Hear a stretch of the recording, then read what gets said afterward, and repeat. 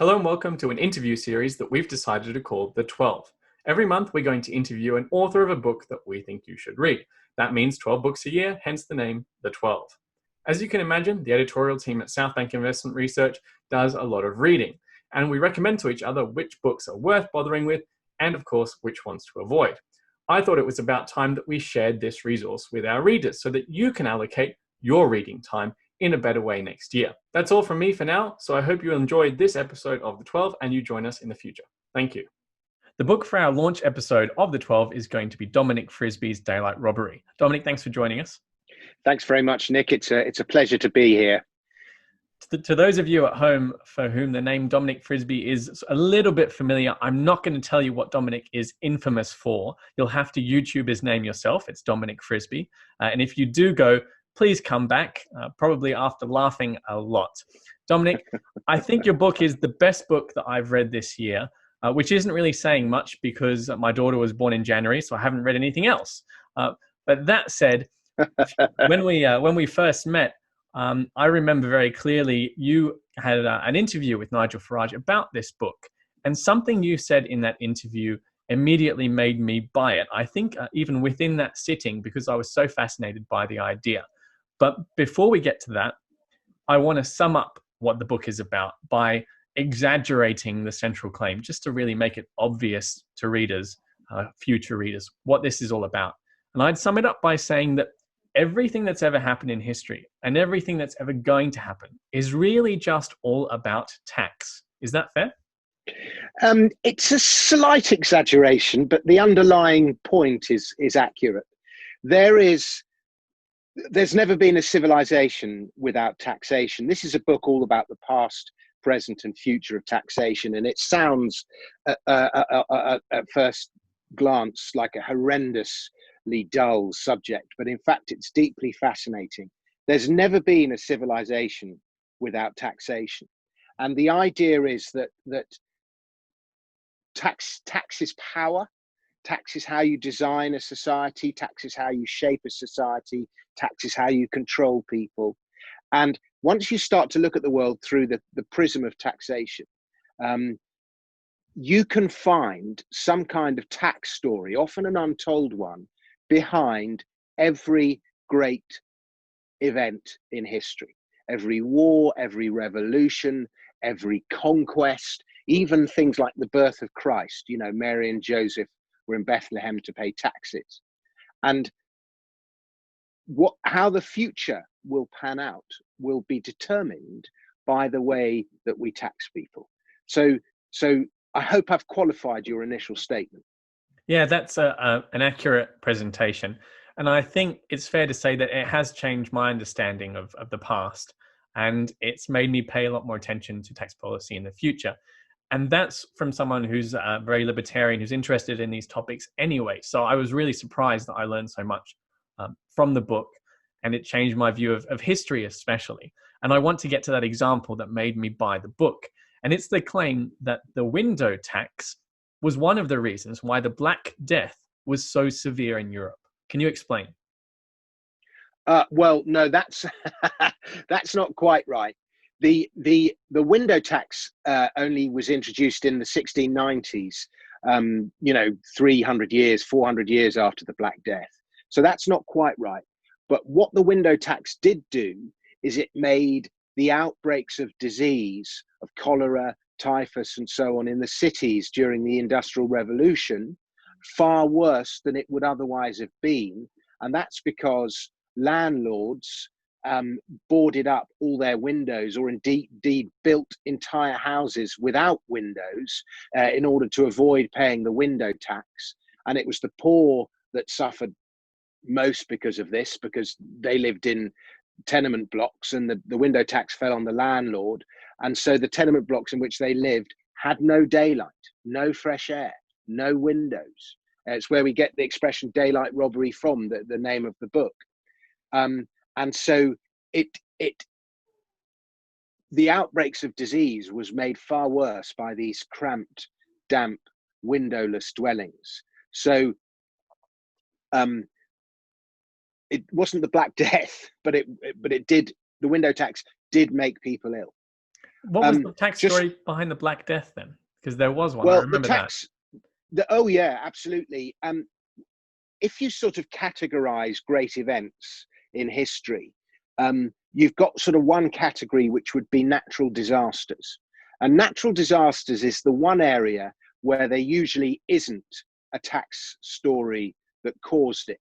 You know, if we look at this year, COVID-19, I don't think there was a tax story behind the man with the bat in Wuhan, assuming that was where the COVID-19 began.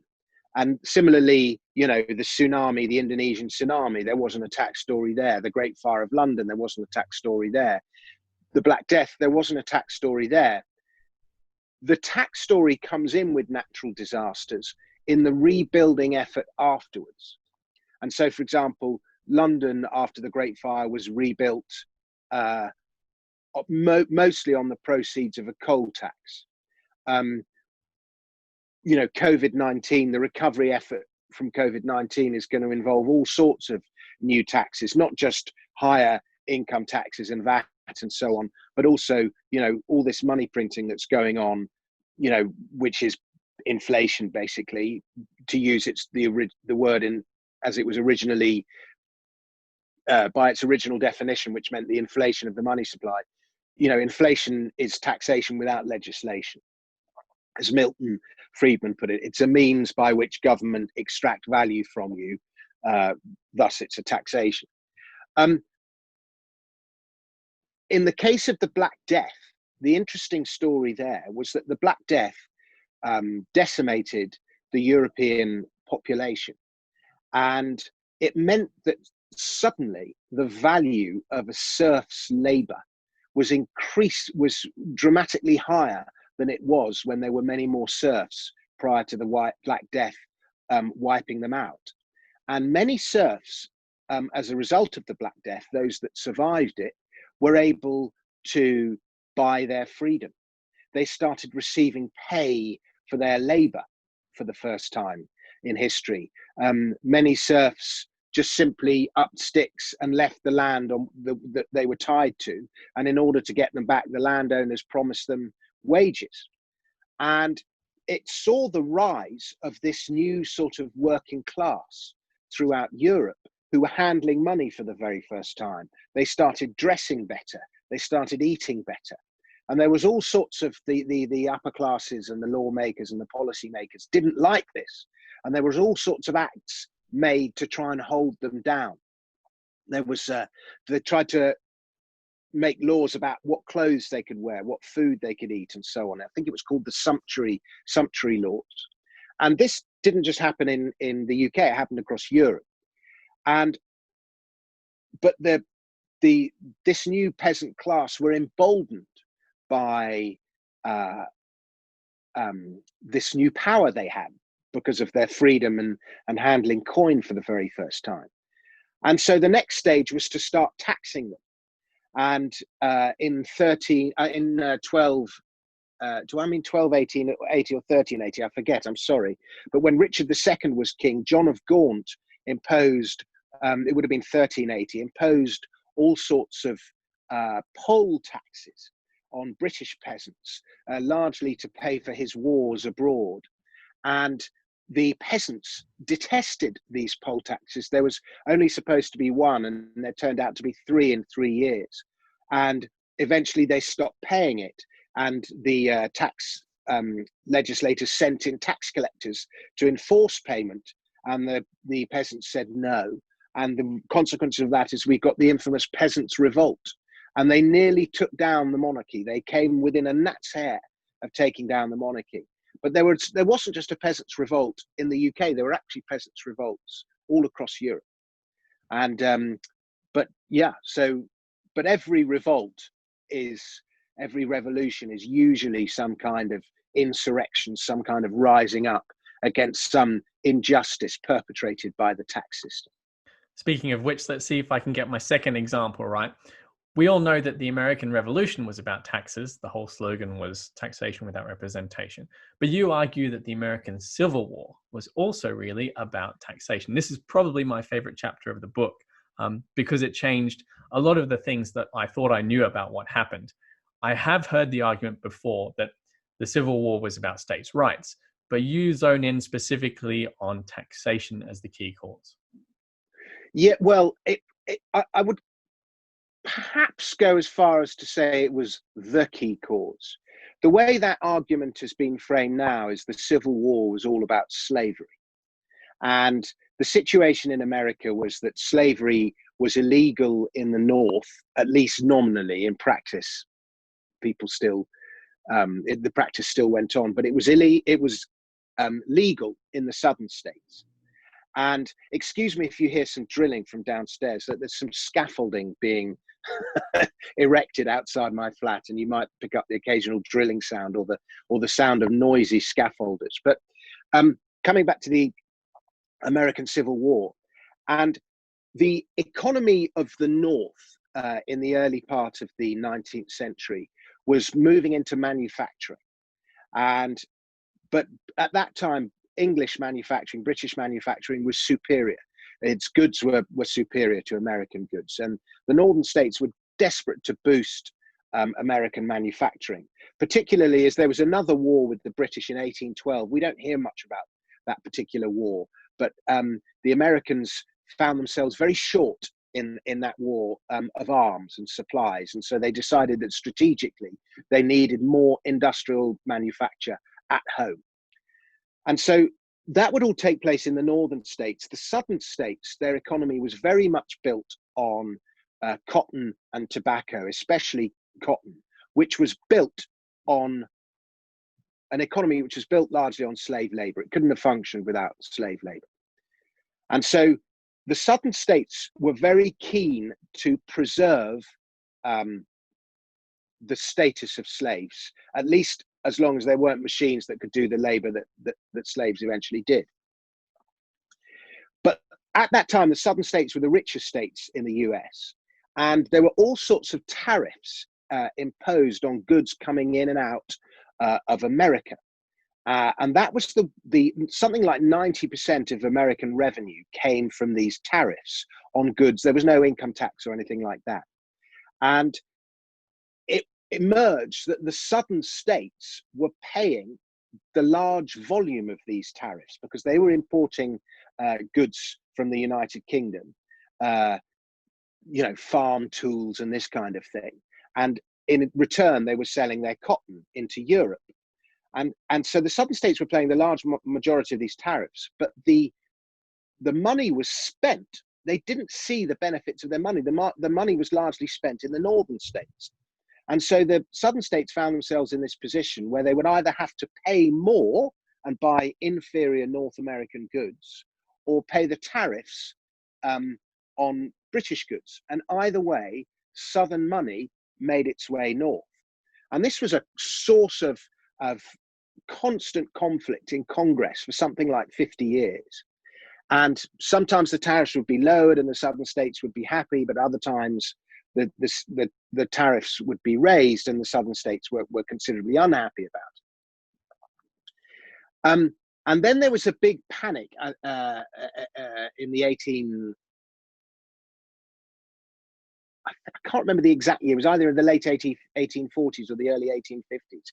Huge, I think it was the Panic of 1857. And the cotton price collapsed, and there was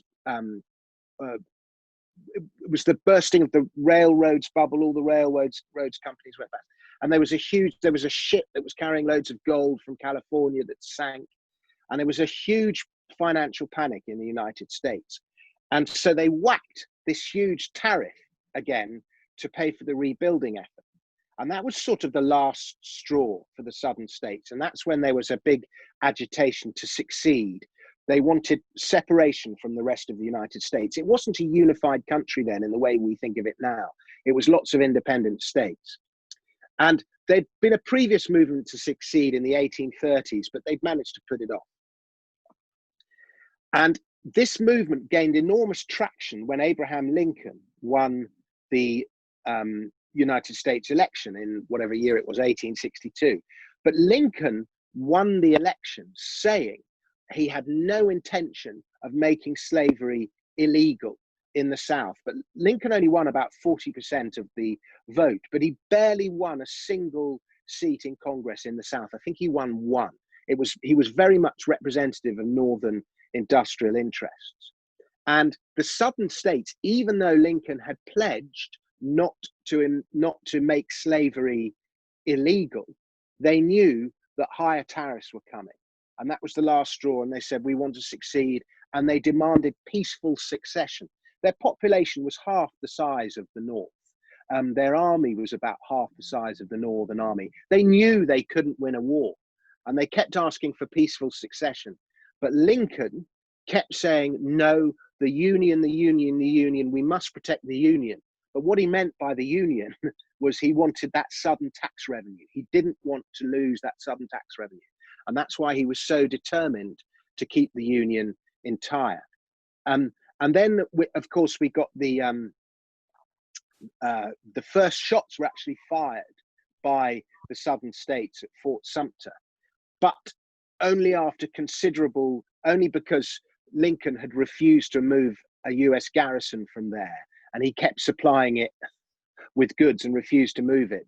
And eventually the Southern forces said, if you don't go now, we're going to fire. And probably the biggest mistake that was made in that war was that first shot that was fired, because then Lincoln had the moral high ground because Southerners had fired the first states. Lincoln only brought in the Emancipation Act about 2 or 3 years into the Civil War. And that's when he made slavery illegal everywhere. But the reason he did that, he despised slavery on a personal note, Lincoln, but he also realized that making slavery illegal was a vote loser. But at that time, the Southern states were actually winning the war.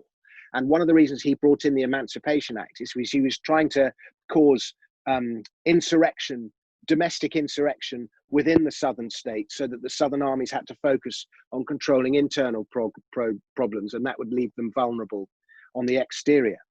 And the Southern states actually went to the United Kingdom. They sent a delegation to the United Kingdom in, I think, 1865 or something, saying, if you recognize the Confederacy as a independent nation, we will make slavery illegal in the South. They actually said that. And then afterwards, of course, history is written by the victors. The Northern states very wanted much to claim the moral high ground. And so the way it's been written afterwards is they made out it was much more about slavery than it actually was at the time. I don't believe that many people would have given their lives over the issue of slavery then. That war was being fought about economic interests, of which slavery was one. Let's turn to something much closer to home. I grew up hearing about Robin Hood and the Sheriff of Nottingham. My great uncle was the Sheriff of Nottingham in a famous play, and I used to watch the videos of it. And all through that period, I was told it was all about the rich and the poor, and Robin Hood was helping the poor and taking from the rich. But your argument, and I noticed that Disney got this right, your argument is that it's about taxes, not the poor. Well, this was Robin Hood was sort of around about the time. If you, by the way, you sort of Google Robin Hood, it's not entirely clear that he actually existed. But, you know, it was all about the time of the Barons' War, King John, and King John was the third or fourth in a line of fairly ruthless taxes. Richard the Lionheart, we sort of see Richard the Lionheart as some sort of hero. This is one of the worst kings England ever had. In his 10-year reign, he spent something like 6 months in the United Kingdom, in England, and he just saw it as a place to tax. And all these taxes were levied against the British in order to pay for the Crusades. And there was one tax called a Cowardice Tax that barons would have to pay if they decided they didn't want to follow the king into the Crusades. And if you didn't want to pay this tax, you would pay scutage, a tax instead, and it became known as the Cowardice Tax. And eventually, by the time of King John, who was just collected tax after tax after tax, the barons rose up and said, no, you've got to stop this. And we eventually had the Barons' War and the resolution of the Barons' War, which was Magna Carta. The greatest constitutional document ever written, according to some historians. But again, effectively, it was a tax document by which the barons were holding King John's ruthless collection of taxes to account and limiting the amount to which he could tax people. And Robin Hood, the legendary figure, was basically, he was an outlaw, because in those days, if you weren't a serf, if you fled your serfdom, you fled into the woods and you became an outlaw. And Robin Hood led his merry band of outlaws, but against the Sheriff of Nottingham, who, one of the things that King John did was that you would he sold licenses to collect taxes. And the cost of the licenses was so high that whoever won the license, it was a bit like winning a government contract today, but once you won the license and you paid all this money, the way to pay for it was by burdening people with very, very heavy taxes. And Robin Hood was rebelling against that, as were many other outlaws. I was born in Germany, but we moved to the UK when I was about 5 years old. And I remember my first ever report card read, "At least he knows the nativity story now." But it turns out that I didn't know the nativity story, because you tell it in a very different way in the book. Well, again, behind the three major religions, Islam, Christianity, and Judaism, I'm afraid I don't know the history of Hinduism that well. But, back in those days, religion sort of, to a certain extent, did the job of what the media does today. It was a means by which to transfer information and control. If the government health experts thought it was bad to eat pork, for example, you would make it a sin to eat pork, and then people would stop eating pork. So there was a sort of practical application of a lot of those religious rituals. But most religions, religion was a system of government, and often the difference between God and king wasn't perhaps that distinct. A lot of kings were elected by divine right, of course. But Augustus Caesar, there's different versions of the story in different gospels. One that they went to Mary and Joseph were in Bethlehem to pay a tax. Another is that they were there for a census. But the purpose of a census was to levy taxes. But Mary and Joseph, as I say, were in Bethlehem for the purpose of paying this tax, this census. By the way, the Roman magistrate who was responsible for collecting taxes was the censor, censor, from where we derive censorship. And again, censorship is a means of, the word, it's a sort of moral tax, if you like, and the two are connected. But yeah, Mary and Joseph were in Bethlehem for the purpose of paying this tax. And if that tax had never been levied, they wouldn't have been in Bethlehem, and Christianity could never have evolved in the way that they did.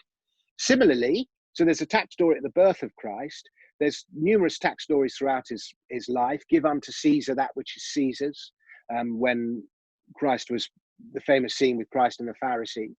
And the crime for which Christ was eventually crucified was forbidding to give tribute to Caesar. That was what the crime they actually got him for, because that was what the law was at the time. So again, telling other people not to pay Caesar taxes, that was the crime for which Christ was crucified. So there's a tax story at his birth and his death. Similarly, with Judaism, Moses led the Jews out of Egypt to escape slavery, the burdens of slavery, which had begun with higher taxes. You could only turn someone into a slave in those days in Egypt if they hadn't paid their taxes. Great persecutions, great genocides often begin with excessive taxation. The persecution of the Jews in Nazi Germany began with higher taxes, specifically on Jews. And similarly, Islam, people wonder how it is that Islam spread so rapidly in the between about 660 and 690. In just 13 years, Islam went from one tiny bit of Saudi Arabia to owning most of North Africa, a little bit of southern Spain, and most of the Middle East. How did it spread so rapidly? Well, the people in those days were burdened with very high taxes, either as Rome was falling or under the Byzantines or under the Sasanian Empire. They were just burdened with heavy taxes. Everywhere Islam conquered, they said, you don't have to pay poll taxes as long as you convert to Islam. and people were given a choice: death, taxes, or Islam. Oh yeah, if you don't convert to Islam, you've got to pay taxes. If you don't pay taxes, you die. Death, taxes, or Islam. Which did everyone choose? Islam. But it was one of the most extraordinarily imperial growths in all history. It was built on low taxes. And so, behind the three of the major religions of the world, there is a tax story. Recently, that story's continued with Thatcher and the poll tax, and austerity played a big role. I can't remember if you talk about Brexit and whether the Brexit referendum was influenced by taxes. Well, it's not something I go into great detail in the book because I was writing it as the Brexit referendum was taking place. But there are numerous tax stories behind Brexit. One of the things that the European Union is moving towards is being able to set its own tax policy. For example, it despises Ireland's low corporation tax rights and wants to set corporation tax standard across the country. It wants the standardization of VAT. One of the biggest issues in the Brexit negotiations was the customs issues, all relating to customs, and that customs effectively is a tax issue. All the main issues are all to do with taxation. Fishing rights is slightly different, but again, I think in the context of the broader negotiations, fishing rights is a fairly small thing. But the major stumbling blocks, the hard border with Northern Ireland, they've all been basically tax issues. And the Brexit vote, the primary reason given was sovereignty. And part of sovereignty is independent taxes and more importantly, independent tax laws and tax regulations. And so, yes, the Brexit vote was very much a tax story there, although not ostensibly, but once you dig around under the surface, you find the tax stories pretty quickly. And that's what the book does. It digs around, and it's heavy on evidence on all of the claims we're making, by the way. And I think that's one of its strengths, is it goes into detail on proving the case you're trying to make in a very entertaining way as well. I don't want to give away all the examples, obviously, that are in the book explaining how tax was behind all these historical events. So let's turn to what I think is about the last quarter of the book. And it's all about how, if you've come to accept this claim that tax is crucial in terms of what happened historically, well, it's also going to be true about the future. And so you talk about how different tax policies might have an impact on how the future plays out. And you've just mentioned one. It's this battle, which is raging inside the EU more than anywhere else, between tax harmonization and tax competition.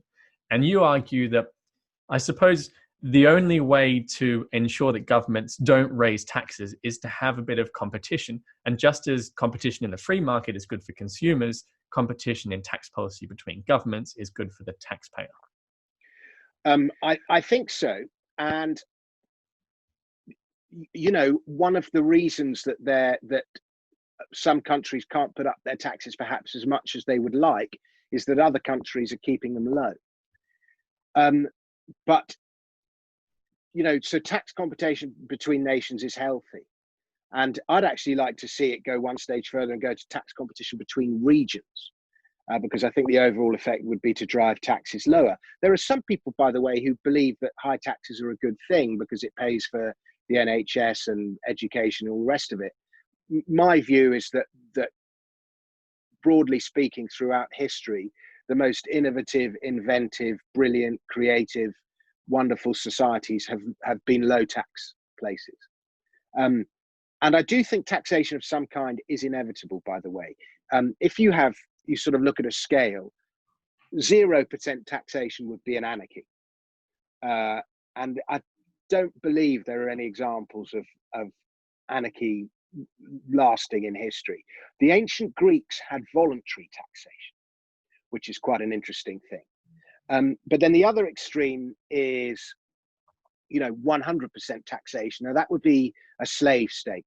That would be where 100% of your labor and indeed your body is owned and you derive nothing from it.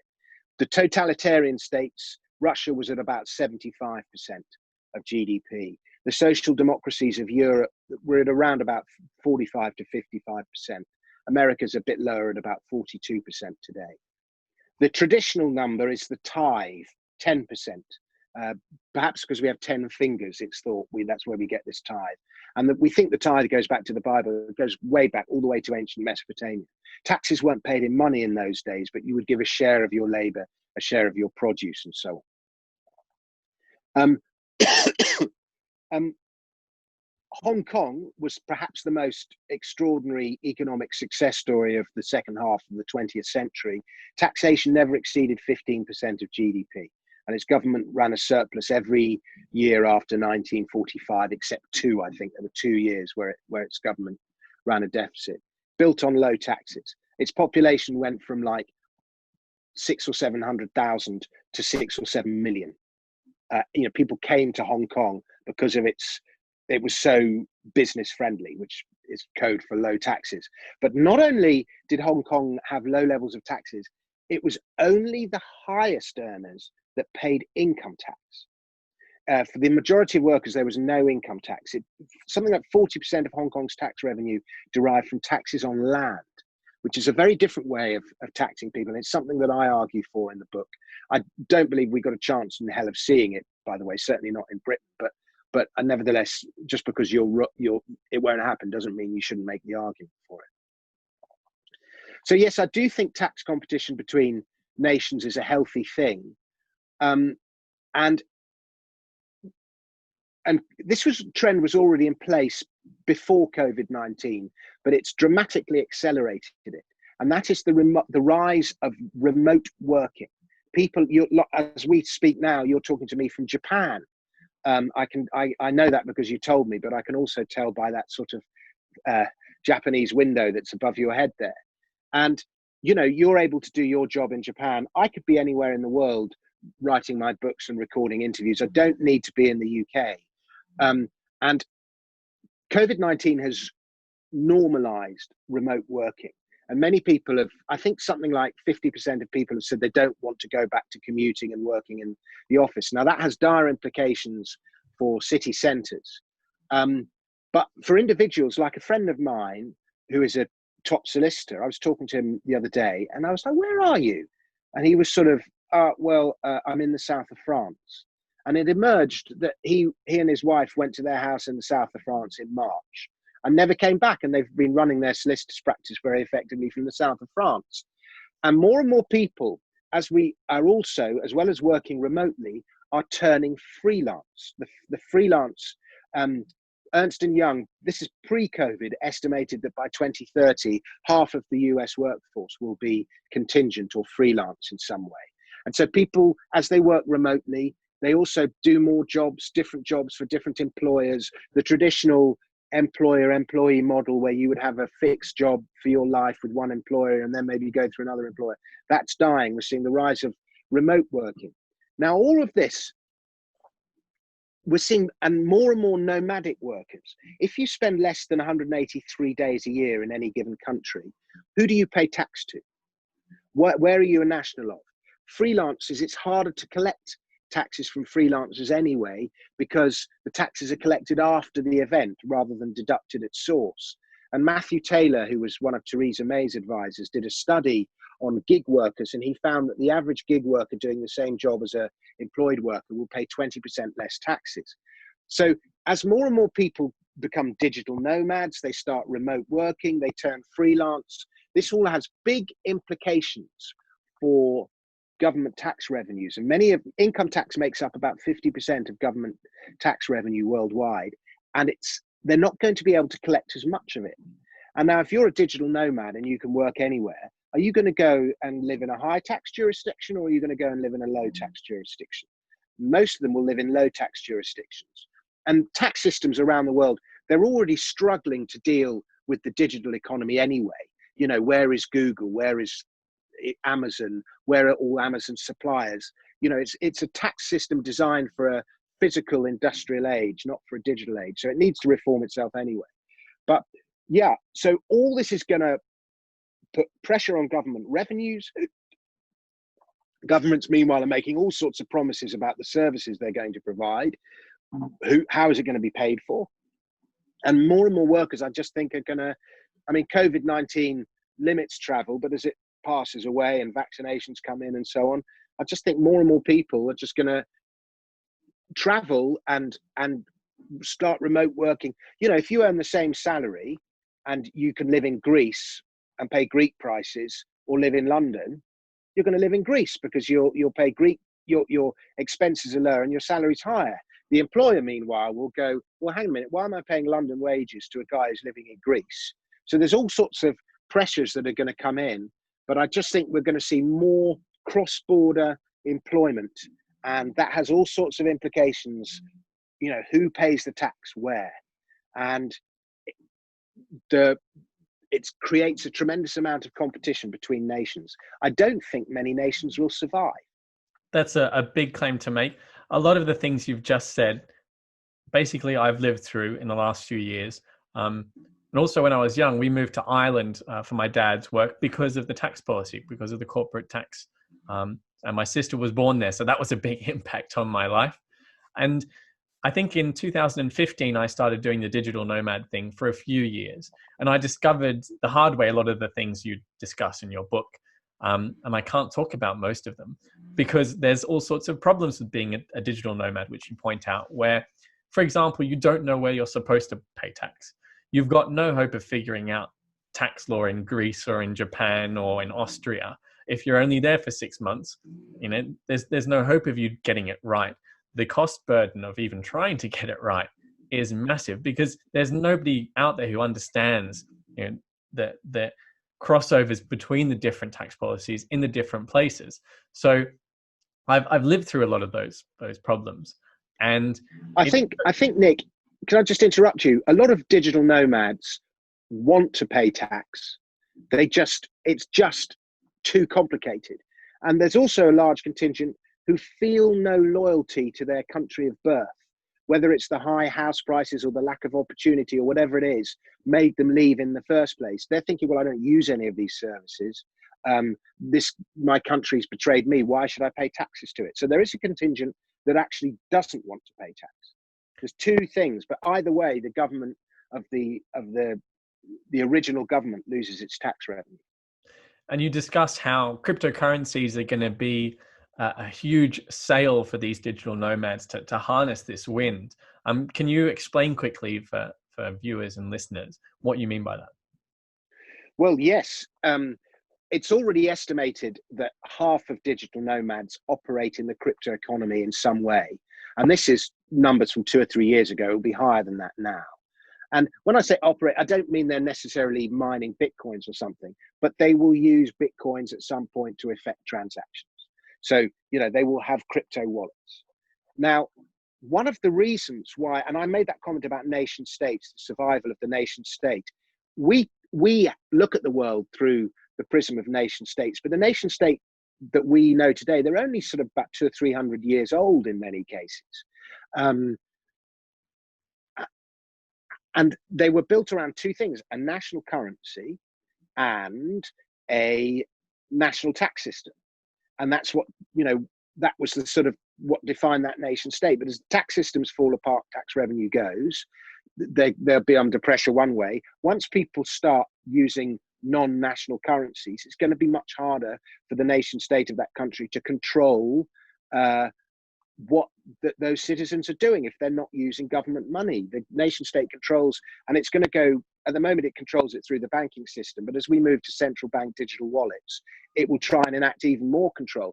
So you're going to see these two forces. As government loses its tax revenue, it's going to try and impose greater controls, especially on the physical economy.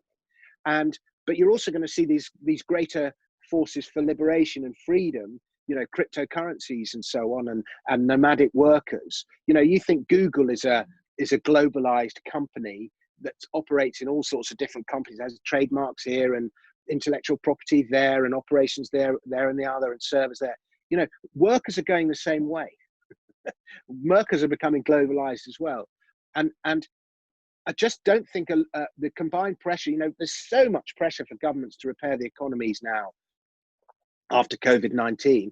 And one of the biggest ways they're going to pay for it is by inflating the money supply, printing money and zero interest rates and quantitative easing and all those flashy words they use to describe what is basically printing money. Well, that debases the value of money, which is going to encourage even more people into digital currencies. Maybe at some point with some of these national currencies, they might be debased to the point that we see, very, very severe inflation, if not hyperinflation. There's already verging on hyperinflation this year in Turkey. We've seen it in Argentina, but these are sort of countries that have long track records of poor monetary policy. But, what about if a UK or UK is vulnerable? Japan, all these, we see one of the real big economies have severe inflation. Even the United States, I think in quantitative easing, they got away with it because the money went into houses and asset prices that aren't measured in inflation measures. We're already seeing the UK changing its measures of inflation at the moment because it knows that inflation is coming, so it's changing its measures so it can keep interest rates low. But it all debases money, and that firstly weakens a nation if its money is weaker, but secondly it drives more of people into non-government money, whether it's gold or cryptocurrency. So I just think they're the future. They really are.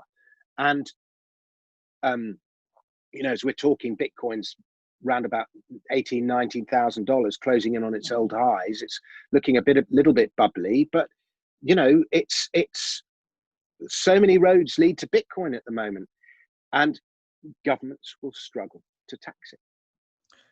So really, after reading your book, people are going to look at whatever does happen and they're going to be wondering, if not seeing, the tax story behind it, which isn't the most optimistic enlightenment you could hope for from a book.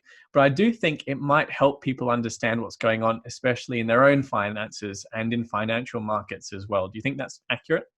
Yeah, I mean, I would encourage, I'm a hypocrite because I'm stuck in the UK and I'd love to become a digital nomad, but I've just got, I've just taken root and I've got kids and it's just hard. But, the evidence is, by the way, that a lot of people who start out as digital nomads and then have families stay that way, and they home educate their kids and the kids go with them and they use the internet and so on. But people with existing families, it's harder. But, as the tax grab comes, Jacob Rees-Mogg's dad, Lord Rees-Mogg, wrote a very good book in the 1990s called The Sovereign Individual, and about this new class of individuals who will be basically globalized, above nation state. You have two classes of individual: those who are locked in nation states paying those nation states taxes, and those who are sovereign and can go anywhere and move everywhere. And I would advise those that can to go down to investigate this, because that's the future. That's how you protect yourself. And certain countries will gear themselves up. There are already cities in China gearing themselves up to attract digital nomads. I mean, internet's getting faster. Airplanes will soon have these new jumbo jets where you can fly from Europe to China in 5 hours. And this digital nomad class, it's not just Europeans and Americans and Australians going to Africa and Asia and South America.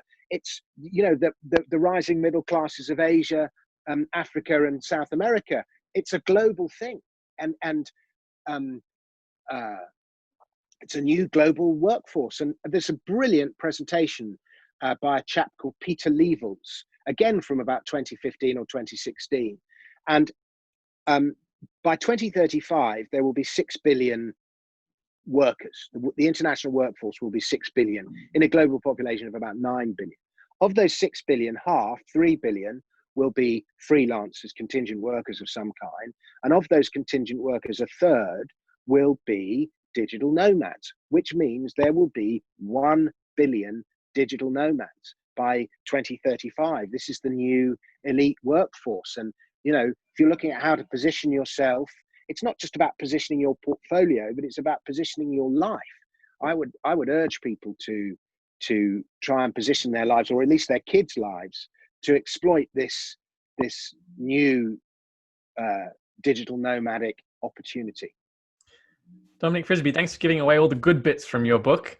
For those of you at home who are interested, and would like to find out more, I can definitely recommend this book. I bought myself the Audible one, and I think, Dominic, you hired someone very famous to do the recording for that. I hired one of the UK's most notorious voiceover artists, a man who's been a voiceover artist for 30 years and practically lives in a sound studio. And that man would be the author, yours truly. I'm proud of the audiobook. It combines all my various skills. There's use that word. There's a trumpet behind you. If you'd like to blow your own trumpet, go ahead. And on that note, I mean, you're a comedian, so we had to finish on a funny note. I hope it was funny at least. I would like to recommend this book to people, especially as a Christmas gift to younger people, because it's so easy to read and it will change how they see history. It'll make them a thorn in the side of their history teacher or their history lecturer. I really do think it could change how you see the world as well, history, the present and the future. And I hope you've enjoyed this opening episode of The 12. Thanks very much for listening. Thank you very much, Nick, for having me. And let me just say one little thing. I have on my shelf 5 paperbacks. So if 5 people, the first 5 people who email me, frizzers@gmail.com, the cost of the paperback is £9.99, but we'll call it a tenner for the sake of simplicity. But the first few people that email me, frizzers@gmail.com, in the UK, I will, for a tenner, I'll send you a signed copy. There you go, a collector's signed edition first paperback. How about that? My email is frizzers@gmail.com. What a way to launch. Thanks very much, Dominic.